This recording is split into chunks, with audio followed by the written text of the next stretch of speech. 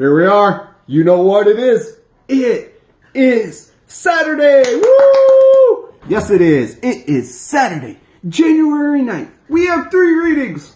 Our Psalm reading, once again, is the Psalm 29 reading.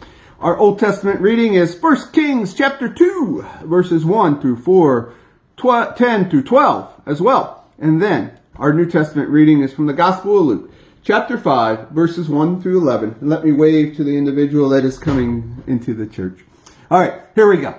Let us do our readings. Psalms 29. Bravo, God. Bravo.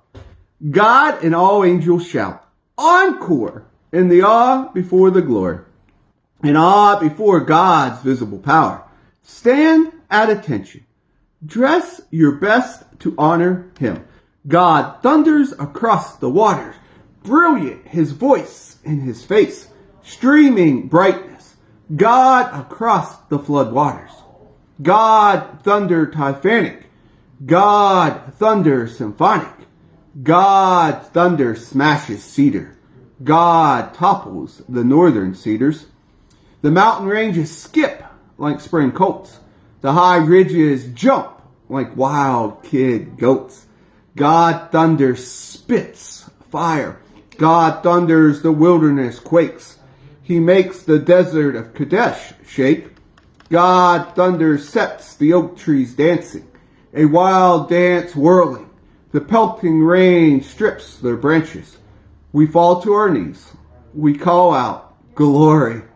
Above the flood water is God's throne, from which his power flows, from which he rules the world. God makes his people strong. God gives his people peace. Our Old Testament reading comes from the book of 1 Kings, chapter 2, verses 1 through 4.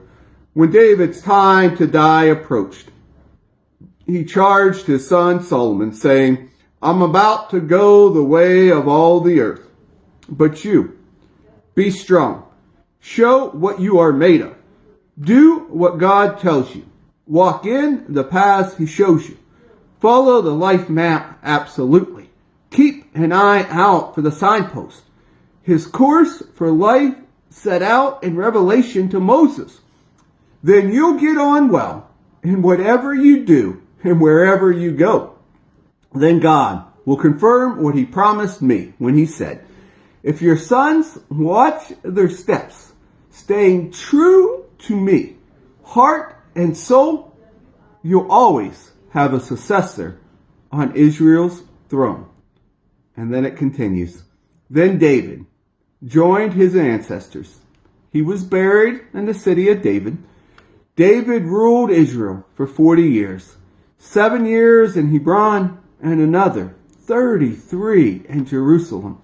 Solomon took over the throne of his father David, and he had a firm grip on the kingdom. Our New Testament reading today comes from the Gospel of Luke, chapter 5, verses 1 through 11, and it is called, for the heading, Push Out into Deep Water. Once, when he was standing on the shore of the lake of Gennesaret, the crowd was pushing in on him to better hear the word of the Lord. He noticed 2 boats tied up. The fishermen had just left them and were out scrubbing their nets. He climbed into the boat that was Simon's and asked him to put out a little from the shore. Sitting there, using the boat for a pulpit, he taught the crowd. When he finished teaching, he said to Simon, push out into the deep water and let your nets out for a catch. Simon said, Master, we've been fishing hard all night and haven't caught even 1 minnow.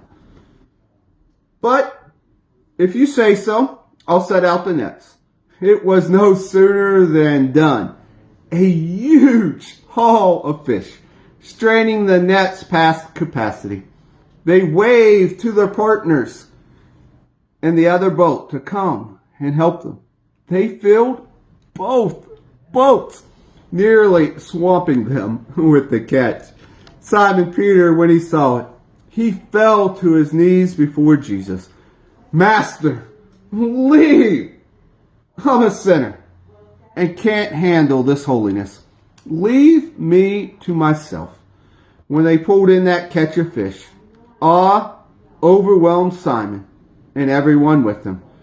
It was the same with James and John, Zebedee's sons, co-workers with Simon.